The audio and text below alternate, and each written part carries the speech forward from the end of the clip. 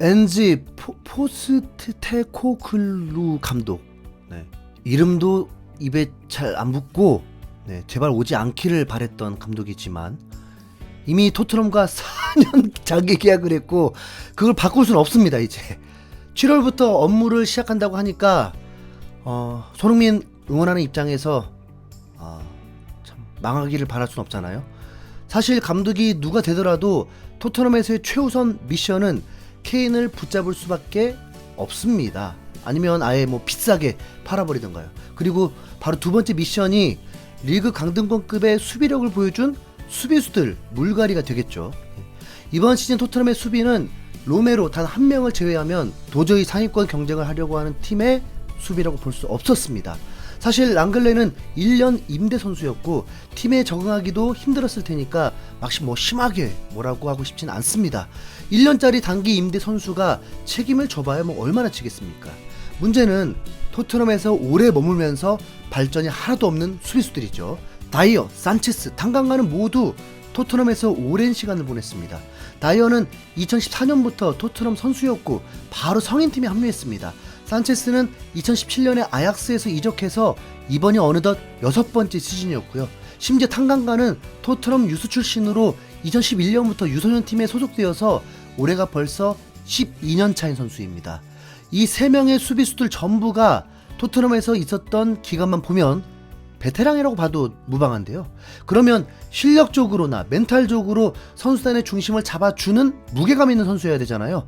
그런데 오히려 그와는 정반대로 토트넘의 사기를 떨어뜨리고 실력은 바닥을 뚫고 추락해버리니까 토트넘 수비가 제대로 될 리 없습니다. 유일하게 밥값하는 로메로가 공격적이고 도전적인 수비수이다 보니까 다른 센터백들이 안정적으로 그 뒤를 받쳐줘야 할 필요가 있는데 아무도 그 역할을 제대로 하지 못했죠.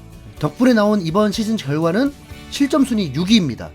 강등이 확정된 레스터, 리즈, 사우스햄튼 그리고 이번 시즌 승격한 노팅엄, 본머스 이 팀들 바로 다음 실점팀이 지난 시즌 4위였던 토트넘입니다. 네. 이게 솔직히 말이 됩니까? 네. 챔스에 진출해서 16강까지 간 팀이 수비가 2부 리그 수준이라는 게 정말 도저히 이해가 안 갑니다. 심지어 이번 시즌 승격팀 중에서 리그 10위를 한 풀럼보다도 10골이나 더 실점했습니다. 상상 이상으로 심각한 수준이죠. 시즌 중에 미국의 CBS 스포츠는 토트넘은 프리미어리그 역사상 두 번째로 60 클럽에 가입했다라면서 매우 굴욕적인 소식을 전했는데요. 뭔가 손흥민이 몇 시즌 연속으로 텐텐 클럽에 가입했다는 것처럼 좋은 소식인 것처럼 들리기도 하지만 여기서 말하는 60 클럽은 60득점과 60실점을 했다는 아주 치욕적인 기록입니다. 이 기사가 나온 시점이 지난 5월 말에 있던 브렌트포드전인데 당시 토트넘은 케인이 전반 8분 만에 선제골을 터뜨리며 앞서갔지만 후반에만 3실점을 허용하면서 무기력한 역전패를 당했습니다. 그러면서 59실점이었던 기록이 62실점까지 늘어나면서 60 클럽에 가입하게 된 거고요. 진짜 최악 중에 최악인 기록인데 이게 역대 두 번째라고 하니까 아마 그럼 최초의 가입자는 누구냐 그게 궁금하실 수도 있죠. 그런데 궁금해하실 필요 없습니다. 최초의 60득점, 60실점 기록 클럽도 바로 토트넘이기 때문입니다. 07-08 시즌의 토트넘이 바로 최초로 60 클럽에 가입한 선배님들이십니다.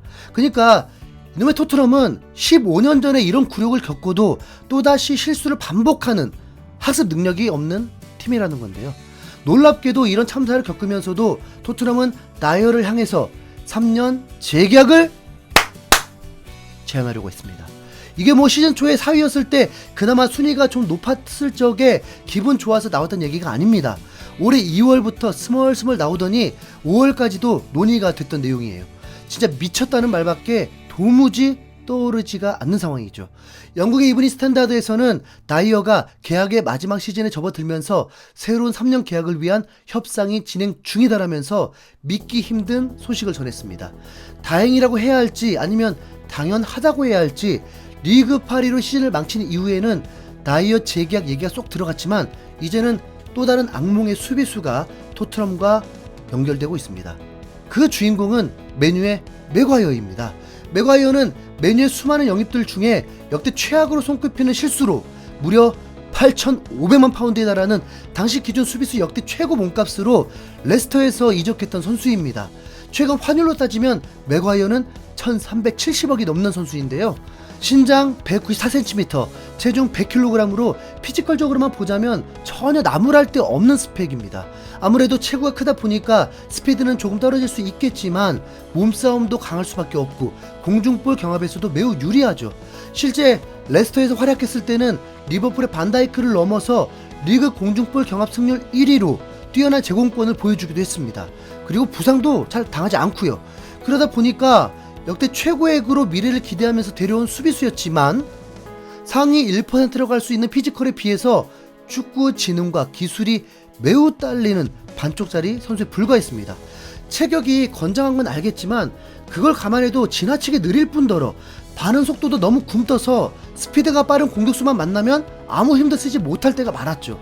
게다가 공을 다루는 기술이 투박하고 롱패스 역시 뛰어나지 못해서 센터백도 빌드업에 참여해야 하는 최근 트렌드와는 전혀 맞지 않는 선수로 소속팀인 맨유에서는 풀백 출신의 루크쇼에게도 밀리는 신세가 됐는데 이런 최악의 먹튀 수비수를 토트넘이 왜 관심을 가지는 건지 전혀 앞뒤가 맞지 않는 상황입니다. 최악의 수비로 시즌을 망친 팀이 최악의 수비수를 한 명 더 영입한다? 그냥 지옥행 티켓 끊는 거거든요. 그런데 최근 영국 언론들이 다이어 재계약, 맥과이어 영입에 대한 배우가 누군지를 밝혀냈습니다. 하참, 그 범인은 놀랍게도 케인입니다. 영국 매체인 텔레그래프는 토트넘이 맥과이어에게 관심을 보이고 있다. 케인이 과거에 맥과이어를 추천했던 적이 있다라면서 토트넘의 맥과이어 영입설 뒤에 케인의 존재가 있음을 밝혔습니다. 또 다른 매체인 데일리메일 역시 토트넘이 맥과이어 영입을 앞두고 입찰을 검토 중이라면서 맥과이어 영입설을 뒷받침했죠. 텔레그래프의 맨로 기자는 토트넘이 맥과이어를 영입하려는 이유가 케인을 붙잡기 위해서라고 봤는데요. 이전에 케인이 맥과이어를 클럽에 추천한 적이 있다는 점을 고려할 때 이 영입은 케인을 지키기 위한 잠재적인 움직임으로 볼 수 있다라면서 이 어이없는 이적설의 뒤에는 케인의 잔류가 걸려있다고 분석했습니다. 새로 부임하는 포스테코글루는 포백 전술을 주로 쓴다고 알려져 있는데 맥과이어와 다이어가 센터백이면 진짜 그냥 자동문이 될까봐 두렵습니다. 잉글랜드 대표팀 명단이 발표됐을 때 현지 축구 팬들 사이에서도 도대체 왜 이 두 명을 뽑았냐는 항의가 매우 거셌던 것으로 알고 있는데 토트넘은 자진해서 이 호러쇼를 직접 재현하려고 하는 중입니다.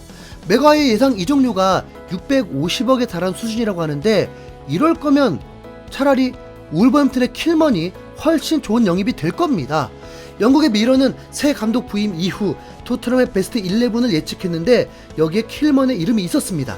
킬먼은 맥과이어 같은 194cm이고 아주 귀한 왼발잡이 센터백입니다. 나이도 97년생으로 적당하고 여전히 성장 가능성도 있는 선수라서 작년에 첼시도 노렸던 수비수인데요. 거기다 34km로 빠른 편에 속한 수비수입니다. 차라리 이 친구가 나은데 안 그런가요? 답 없는 토트넘에 계속 답을 내려고 하고 있어서 죄송하긴 한데 어쩔 수 없어요. 여러 채널들이 손흥민 판타지 소설 컨텐츠로 난리던데 손흥민 아버지 나서지 않는 이상 손흥민 안 떠납니다. 아마 포스 아저씨에게도 최고의 인성과 성품을 가지며 그의 전술을 따라가려고 손흥민은 노력하고 있을 것입니다. 토트넘에서 기대감 없는 소식들 계속 전해드려 죄송합니다. 이상 맥과이어 영입 소식까지 오면서 들어 누워있는 흰수염구리였습니다. 감사합니다.